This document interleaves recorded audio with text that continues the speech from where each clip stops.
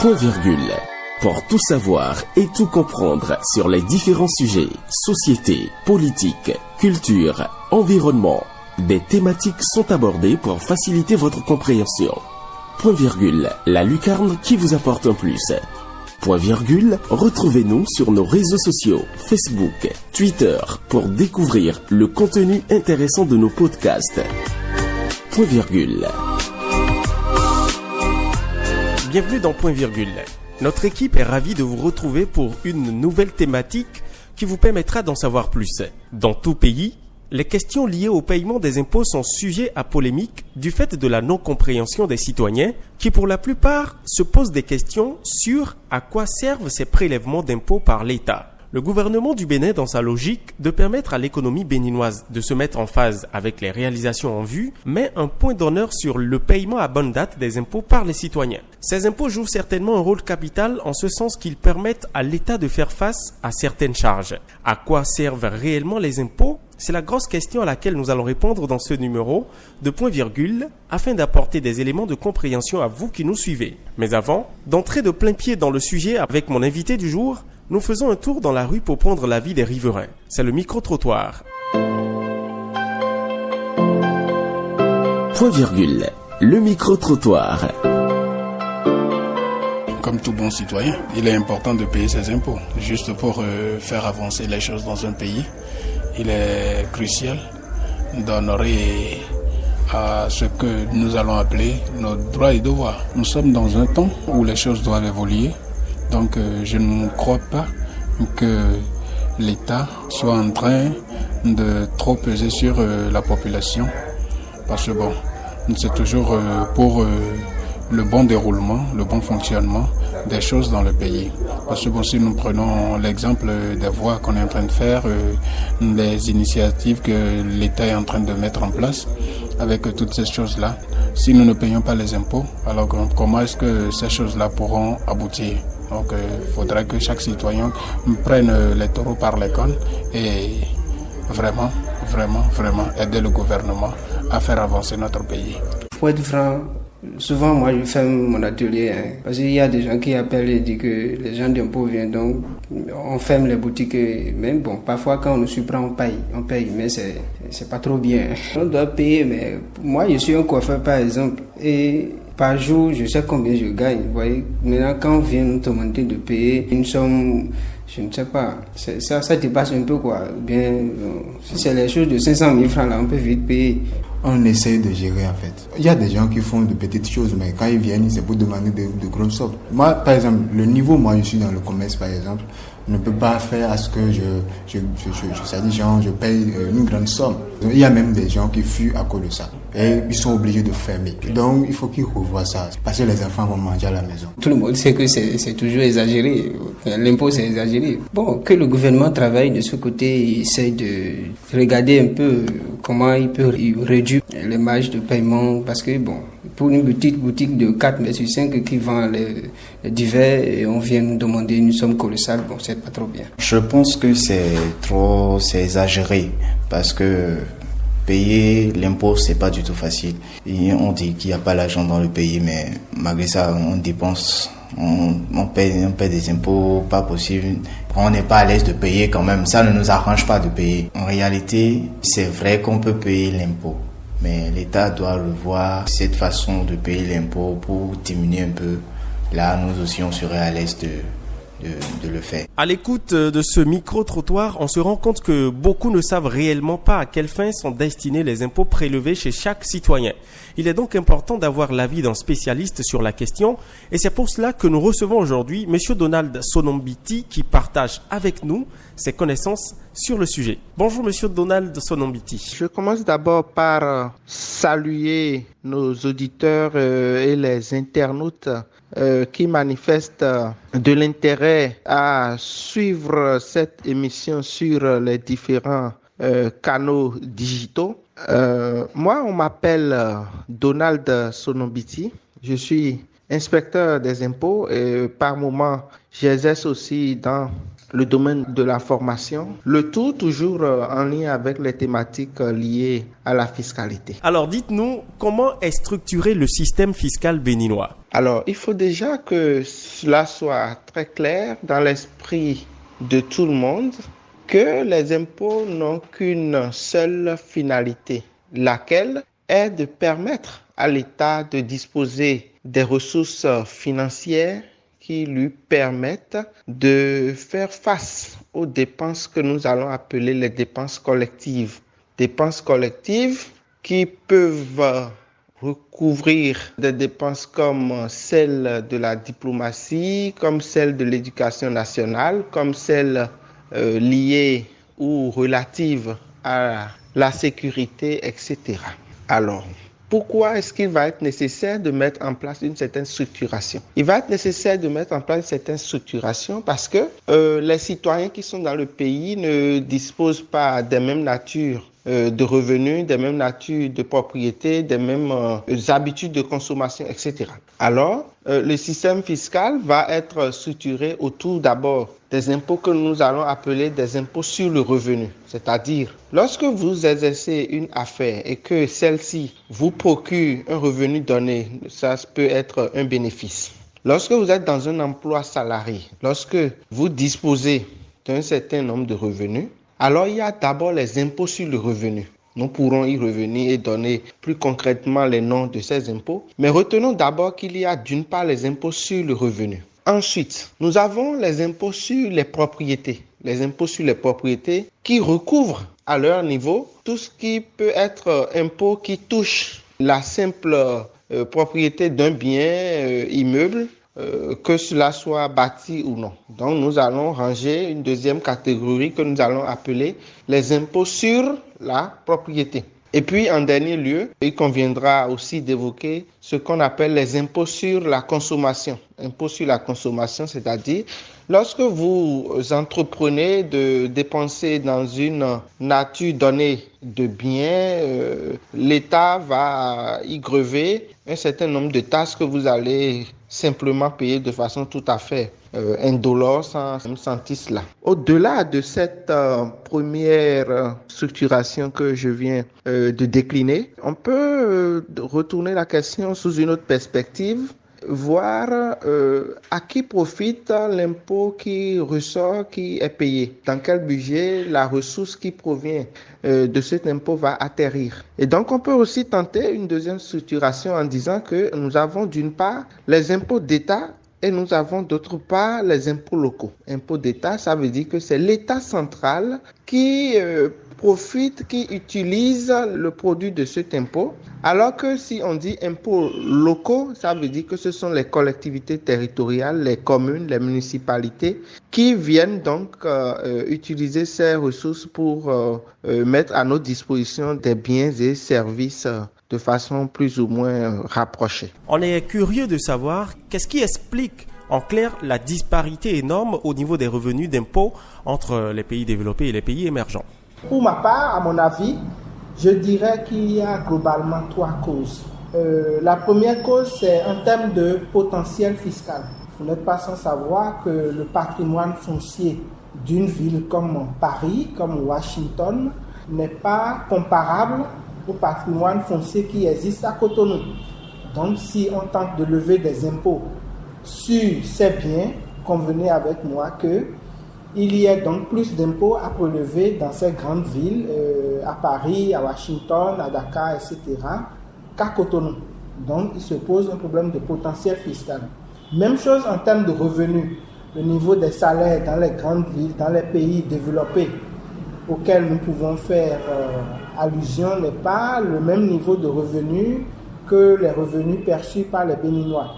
Donc, il y a nécessairement un problème de potentiel fiscal, c'est-à-dire plus le potentiel fiscal existant dans le pays est grand, et donc on est tous d'accord que dans les pays développés, le potentiel fiscal est largement plus consistant, donc le niveau des impôts prélevés est en conséquence élevé. Ça, c'est la première cause. La deuxième cause, c'est le niveau de civisme fiscal. Le niveau de civisme fiscal, entendez, la propension des habitants, des citoyens, a se donné comme devoir de payer les impôts. Alors, voyez-vous, lorsque nous prenons un citoyen français, nous prenons un citoyen américain, un citoyen de tous les pays auxquels nous pourrions penser, il y a une sorte d'éducation dès la base qui fait que les gens prennent le paiement des impôts comme étant une nécessité absolue, ce qui n'est pas forcément le cas sous monsieur, où déjà que les gens peinent à subvenir à leurs besoins, leur demander encore de payer des impôts, c'est souvent une charge financière qui pèse sur eux. Donc, en termes de niveau de civil fiscal, à mon avis aussi, le niveau n'est pas le même et ça peut être un facteur qui explique que les pays développés disposent de plus de ressources fiscales que les pays comme les nôtres. En troisième point, je vais évoquer la question des capacités du pays à répondre, à pouvoir mettre en place un système fiscal qui permet d'engranger le plus possible de ressources. Dans les pays comme le Bénin, il y a beaucoup d'activités qui se développent dans le secteur informel. Des activités qui se développent, mais pour lesquelles il n'est pas toujours possible pour l'administration fiscale de lever les impôts sur ces activités qui se passent. Les raisons sont multiples et multiformes, mais nous pourrions nous contenter pour le moment de ces trois causes: le potentiel fiscal, le niveau du civil fiscal des citoyens et puis la capacité, la réactivité de l'administration à obliger aussi les gens à payer les impôts. À la suite de cette question, vous voudrez bien nous dire qui est concerné par le système d'imposition au Bénin? Est-ce que c'est tous les citoyens? Y a-t-il une frange de la population qui est concernée? Ou qu'est-ce qu'on doit comprendre de façon concrète? Non, a priori, j'ai expliqué tout à l'heure que il y a une certaine structuration des choses. Lorsque nous prenons par exemple les impôts sur le revenu, il y a une tranche minimale que l'État décide de ne pas imposer. Je donne un exemple. Tous les travailleurs dont les salaires sont inférieurs à 50 000, l'État décide de ne pas les imposer. Voyez-vous. Donc, les impôts, a priori, c'est tout le monde qui est appelé à les payer, mais compte tenu d'un certain nombre de circonstances, d'un certain nombre de raisons, l'État peut décider d'exonérer certaines personnes de certains impôts particuliers. Et quels sont les différents types d'impôts auxquels un citoyen est assujetti en moyenne, à peu près? Posait-elle un risque de ne pas y arriver? Il faudrait que nous parlions surtout en termes de qu'est-ce que la personne fait, quel revenu la personne gagne, quels sont les biens dont la personne dispose. Alors, si je prends un petit exemple, je prends un commerçant qui exerce dans le domaine du négoce, ça veut dire qu'il achète des biens pour les revendre. L'impôt qu'on pourrait lui exiger va être l'impôt sur le bénéfice industriel et commercial, ou à tout le moins la taxe professionnelle si cette activité n'est pas encore suffisamment développée. Alors que si je prends un journaliste salarié comme vous, ce serait peut-être l'impôt sur les salaires que nous appelons impôt sur le revenu des personnes physiques dans la catégorie des traitements et salaires. En abrégé, c'est le IRPP? IRPP-TS. Ah, d'accord. Alors que si je prends quelqu'un qui dispose, qui a construit une maison, cette maison est mise en location et on en tire des loyers, en ce moment, c'est le revenu foncier qui sera imposé en ce moment. Donc, pour récapituler, les impôts à payer dépendent du revenu engrangé, des biens dont on dispose, des activités qu'on mène, etc.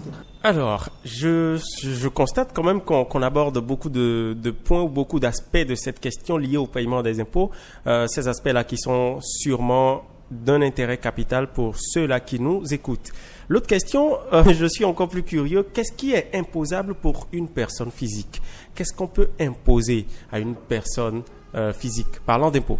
De manière générale, économiquement, c'est 5 catégories possibles de revenus qu'une même personne peut avoir. Ça veut dire que la personne peut avoir à la fois ces 5 catégories de revenus Mais tout comme cette personne peut disposer d'une seule de ces catégories. Je donne un exemple.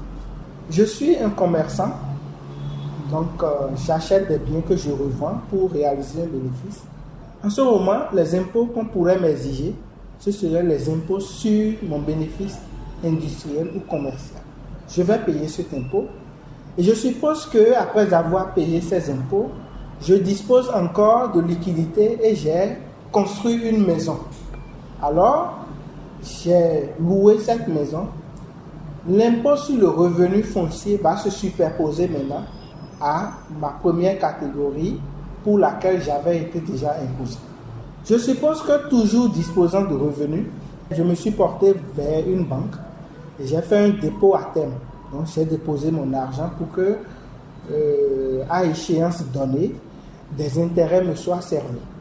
En ce moment, il y aura aussi un impôt sur le revenu, mais cette fois-ci, un impôt sur le capital mobilier que j'ai déposé auprès de cette banque. C'est un bénéfice non commercial? C'est un bénéfice qui n'est pas du tout commercial, qui n'est pas à confondre avec le revenu commercial.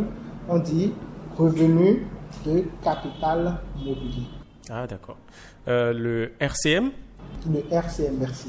Voilà. Et si je prends aussi un salarié, lui, l'impôt à payer, ça va être dans la catégorie de traitement et salaire. On a abrégé TS. Donc, en résumé, on a le bénéfice industriel et commercial.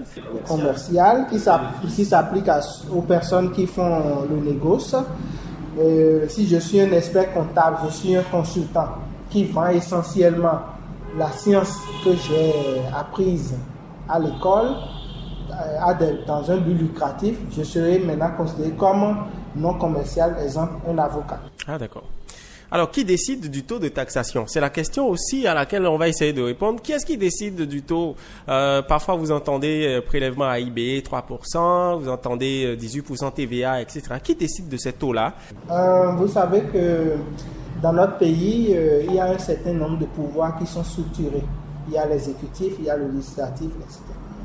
Alors, parlant d'impôts, l'exécutif prend l'initiative et propose à la représentation nationale, donc aux députés, un projet de loi de finances. Et c'est chaque année? Chaque année, on peut penser à modifier. Mais tant que la nécessité ne se fait pas sentir, une fois que c'est voté, ça peut durer dans le temps. Donc, il appartient aux honorables députés qui sont à l'Assemblée nationale de voter la loi et de dire oui, dans notre pays, sur notre aire géographique, dans la limite de notre territoire, le taux de tel impôt sera de temps, le taux de tel autre sera de temps. Donc, ce pouvoir de vote pour adopter les taux appartient à l'organe législatif. Comment donc sont collectés les impôts au Bénin? Vous entendez les bonnes dames qui parlent du paiement de leurs impôts par rapport à leurs activités, des gens qui sont dans le secteur privé et tout le monde en parle. Comment est-ce que les impôts sont collectés? Votre question vient à point nommé parce que une fois qu'on a expliqué aux uns aux autres les impôts qu'ils sont censés payer et tout, il arrive forcément un moment où l'État déploie sa machine pour faire passer l'argent de la bourse des contribuables, donc de leur poche, vers sa caisse. Et beaucoup disent que l'État a tous les moyens de prendre l'argent dans votre poche. Hein? Évidemment, lorsqu'on a un point de mire et on est sûr que c'est pour nos dépenses communes, il n'y a pas de raison qu'on se doute de la pertinence de mettre en place un tel dispositif. Et donc, pour collecter les impôts, l'État a responsabilisé une administration qu'on appelle la Direction générale des impôts. Et il lui appartient de mettre en œuvre, déployer des moyens humains, des moyens organisationnels, techniques pour pouvoir mettre la main sur les impôts que les gens sont censés payer. Les citoyens américains doivent déclarer leurs revenus même s'ils ne résident pas sur le territoire. Qu'en est-il des Béninois? C'est l'idéal. On aurait souhaité que toute personne se réclamant de la nationalité béninoise puisse contribuer. Mais notre organisation législative parle plutôt en termes de résidence fiscale et de source de revenus. Qu'est-ce à dire? Ça veut dire que toute personne qui a sa résidence habituelle au Bénin, vous et moi, nous vivons au Bénin 12 mois sur 12, etc. Nous avons l'obligation de payer nos impôts ici au Bénin. Il y a des gens qui, sans résider au Bénin, ont au Bénin leur principal centre d'intérêt. Je prends par exemple un Béninois qui vit en France, mais l'essentiel de ses activités, donc son centre d'intérêt économique principal, se trouve au Bénin. Cette personne, on va lui demander de payer les impôts au Bénin, bien que ne résidant pas au Bénin. Il y a aussi les personnes qui tirent leur source de revenus du Bénin. Je donne un exemple. J'ai une maison au Bénin que j'ai louée, mais moi-même je vis au Canada. Mais les loyers me proviennent du Bénin, évidemment. Il est attendu de moi que je paye mes impôts au Bénin. Qu'en est-il alors des étrangers qui sont au Bénin? La règle est la même. Si le centre d'intérêt économique est au Bénin, si la source de revenus est béninoise, eh bien, théoriquement, on va demander à celui-là aussi de payer ses impôts au Bénin. Donc, fondamentalement, ce n'est pas basé sur la nationalité. Ça veut dire, si je suis béninois et que je ne suis jamais venu au Bénin, est-ce qu'on va me demander de payer des impôts au Bénin? La réponse est non. Mais si j'ai au Bénin ma résidence habituelle ou que j'y ai le centre de mes affaires, eh bien, je serai amené à payer des impôts. Lorsque le domicile fiscal du contribuable est situé hors du Bénin, l'IRPP est dû sur les revenus de source béninoise uniquement. C'est quoi le domicile fiscal? J'ai tenté de l'expliquer tout à l'heure. Il y a un certain nombre de critères que le fisc utilise pour apprécier la notion de domicile fiscal. A priori, c'est la résidence habituelle. La résidence habituelle, ça veut dire que je vis au Bénin comme tout le monde, donc je suis considéré comme ayant au Bénin mon domicile fiscal. Mais supposons que je fais de brefs séjours, je viens, je reste dans un hôtel pendant une semaine et je repars. Quand bien même je suis arrivé au Bénin, je n'y ai pas mon domicile fiscal. Par contre, sans résider au Bénin, si mon activité se trouve au Bénin, je serai considéré comme ayant mon domicile fiscal au Bénin. Pourquoi est-ce qu'il faut payer les impôts? Ça rejoint tout ce qu'on a dit jusque-là. Ouais, participer aux charges de l'État. Participer aux charges de l'État, apporter une contribution, etc. Je donne un exemple. Dans notre culture au Bénin, lorsque un parent décède dans notre famille, on fait ce qu'on appelle le zindo. Oui, une collecte. Une collecte. Généralement, dans les familles, personne ne se dit moi, je ne vais pas donner. En général, sauf s'il y a des problèmes.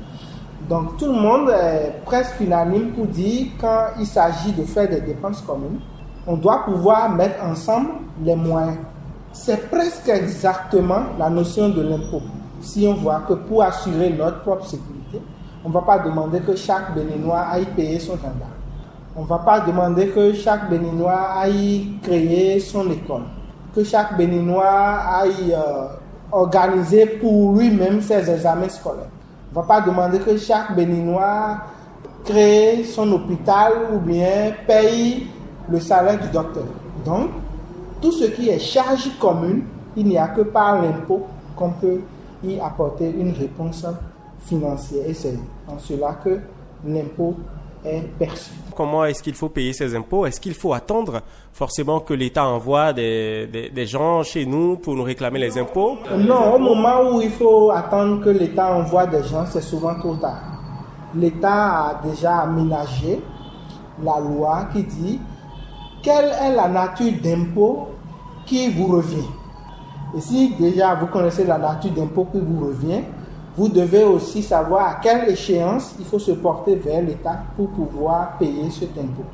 Autrement, en général, en règle générale, au moment où l'administration fiscale vient mettre la main sur vous, c'est déjà trop tard et vous pouvez être pénalisé. Comme on le dit, le système fiscal du Bénin est déclaratif.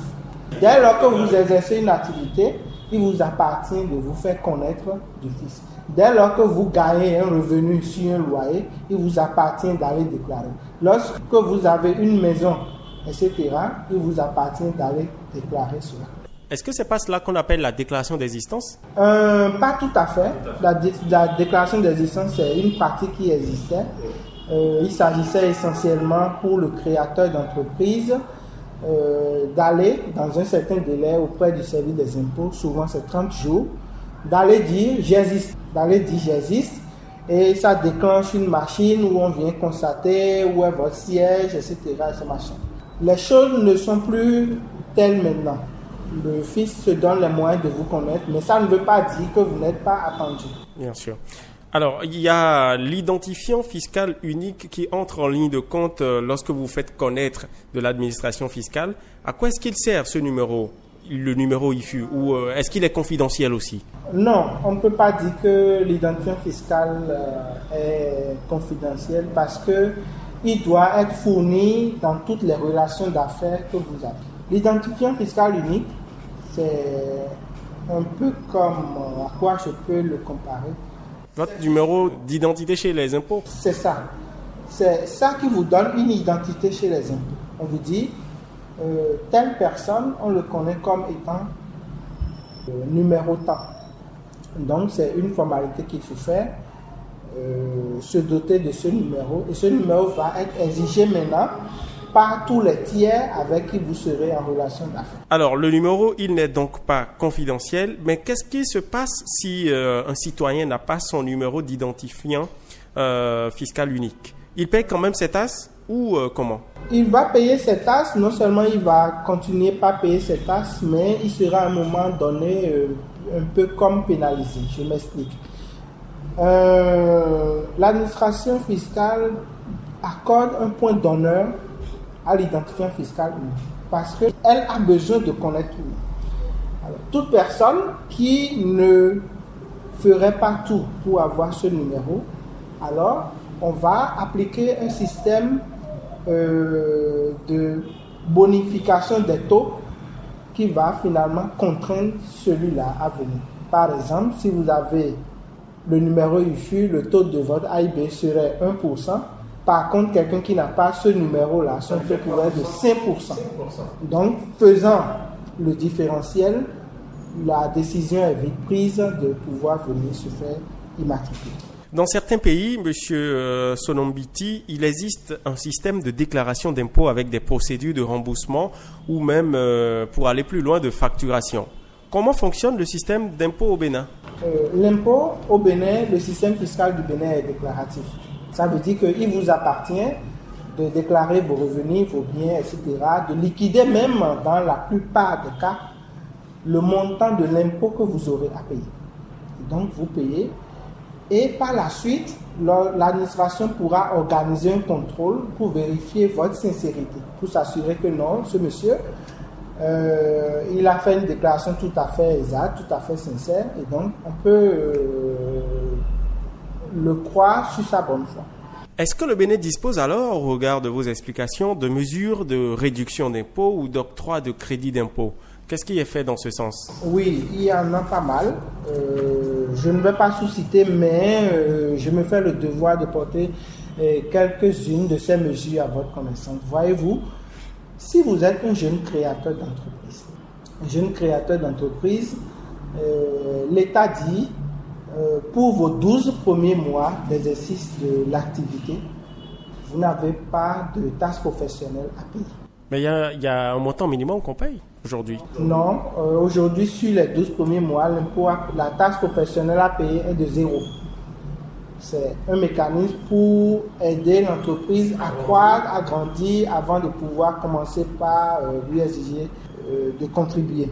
Ça, c'est un premier exemple.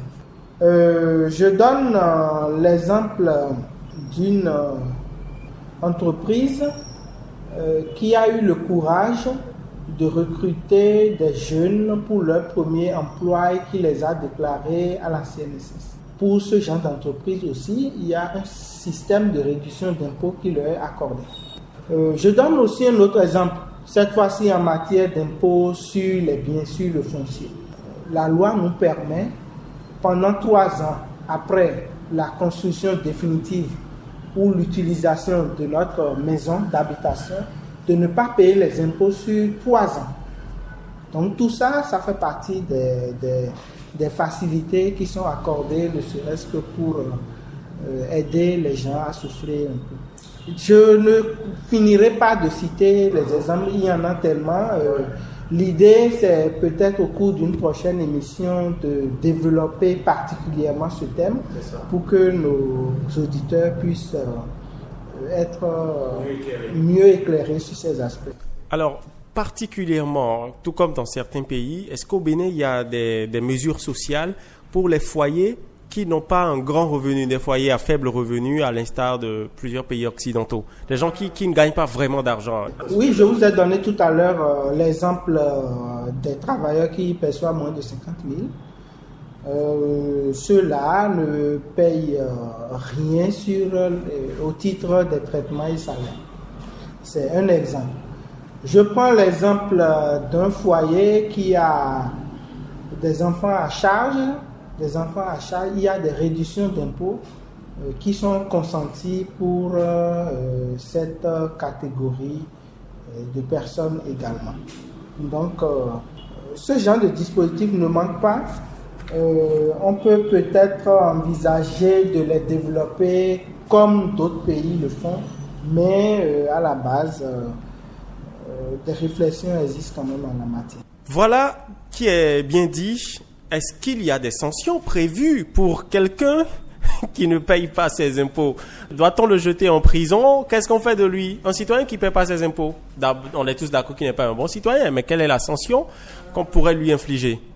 La sanction s'exprime à deux niveaux.